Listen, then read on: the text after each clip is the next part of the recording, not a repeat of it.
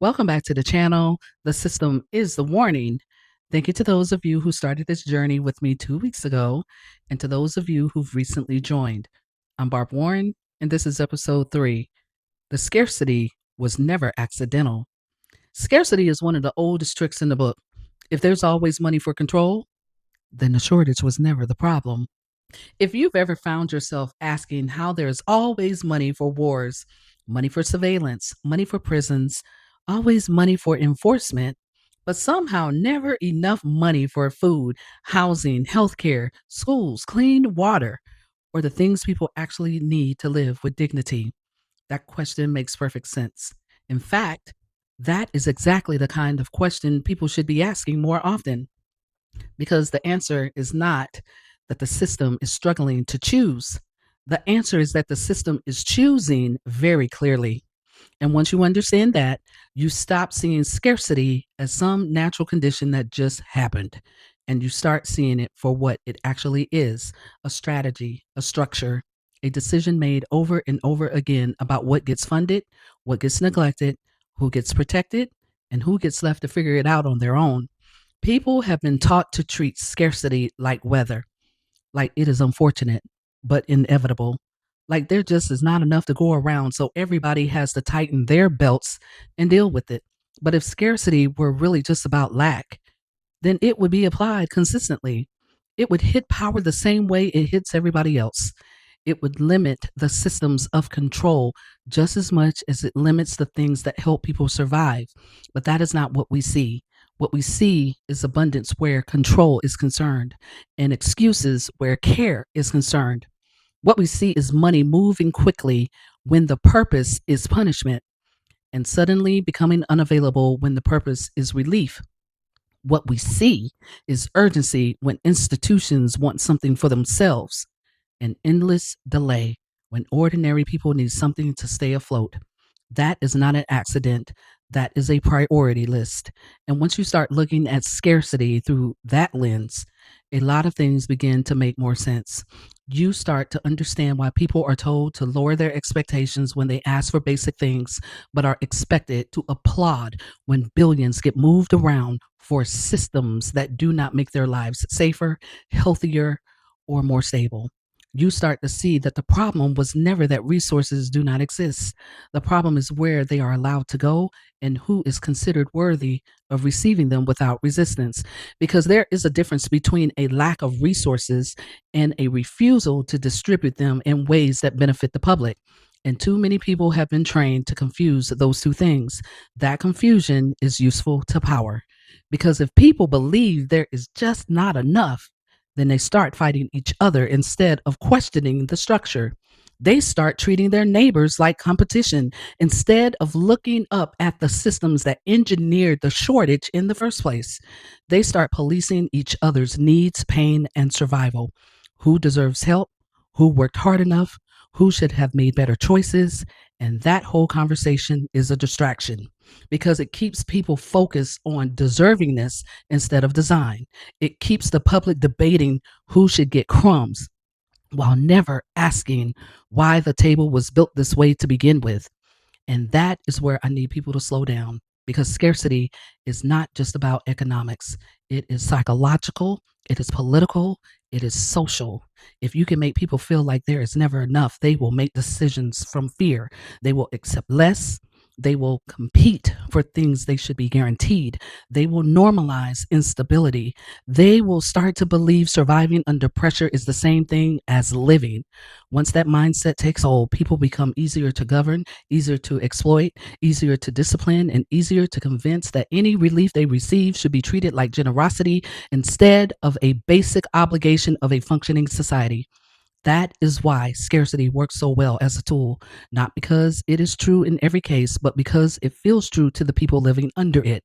If your rent keeps rising, your grocery costs more, your wages do not stretch, your medical bill shows up at the worst possible time, your child's schools lack resources, and every part of daily life feels like it requires more from you than you can reasonably give, then of course it feels real. It is real in its impact. But impact does not mean it was inevitable. It means it was arranged.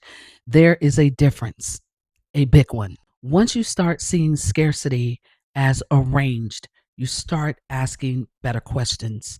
Not just why things cost so much, but who profits when they do. Not just when programs get cut, but why those cuts always seem to fall on the same people. Not just why assistance is so hard to access, but why hardship is made so administratively exhausting in the first place. Because scarcity is not only about the absence of material resources, it is also about the exhausting maze people are forced to navigate just to prove they need what they already should have access to. Paperwork, waiting periods, delays, denials, reapplications, requirements that do not account for real life. All of that is part of the architecture. All of it sends the same message. Surviving should be difficult. Relief should be conditional. Stability should feel earned, precarious, and always one mistake away from disappearing. And when you think about it like that, you start to understand why scarcity keeps reproducing itself, because it is not just being endured, it is being maintained. It is being reinforced by policies, by institutions, by narratives that make deprivation sound practical and support sound unrealistic. Listen closely and you can hear it. People will say there is no money for housing, no money for healthcare expansion, no money for schools, no money for community investment. And in the same breath, the same system will expand policing, surveillance, enforcement, detention, militarization, corporate subsidies, tax breaks, and all kinds of machinery that somehow never seems to suffer from those same hard choices. That contradiction should tell you everything, because scarcity is never just about numbers. It is about values. It is about what the system is committed to preserving. And if the system repeatedly finds money for control but not for care, then you are looking at its values in plain sight. Not what it says on paper, not what it claims in speeches, its actual values. That is why I do not want people accepting there isn't enough as a complete answer anymore. It is too simple, too convenient, too useful to the people who benefit from keeping the public under pressure. Because once people stop accepting scarcity at face value, they start tracing the path of resources. They start asking what gets prioritized. They start noticing who gets rescued quickly and who gets told to be patient. And once you start following that trail, what looked random starts looking intentional very quickly. Now, does that mean every single problem is solved by money alone? No, of course not. But it does mean money reveals priorities. And when priorities line up with control far more consistently than they line up with care, that is not a budgeting issue. That is a political and moral one.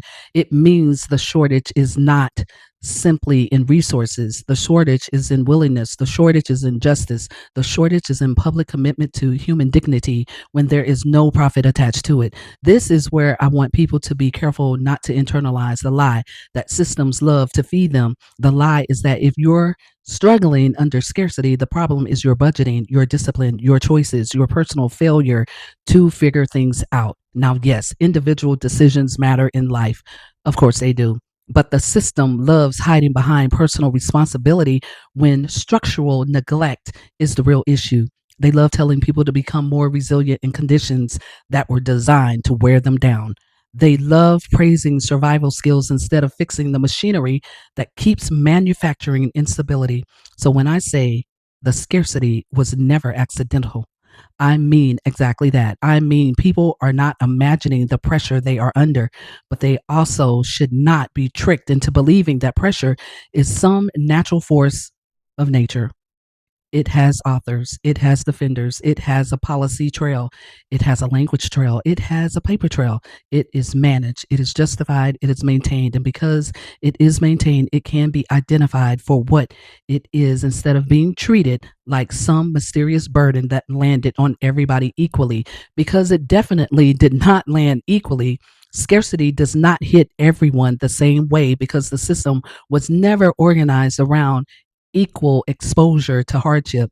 Some communities are expected to absorb more instability than others. Some are expected to survive longer with fewer support. Some are treated as if deprivation is normal for them. That normalization is dangerous because once hardship becomes expected in certain places, investment starts to look optional, neglect starts to look ordinary, abandonment starts to look like a natural outcome instead of a political choice. And that is why pattern recognition matters so much here, because once you stop treating scarcity like bad luck and start treating it like a design question, your whole posture changes. You stop asking whether people are asking for too much, and you start asking why systems built on abundance keep manufacturing deprivation. You stop being impressed by symbolic relief, and you start looking for structural commitments. You stop confusing temporary assistance with justice. The scarcity was never accidental. The pressure was part of the architecture. The instability was part of the management. The confusion was part of the strategy. Once you understand that, you stop negotiating with the lie that there simply is not enough. There is enough to reveal exactly what the system was built to protect. If there is always enough for control, then the shortage was never the problem.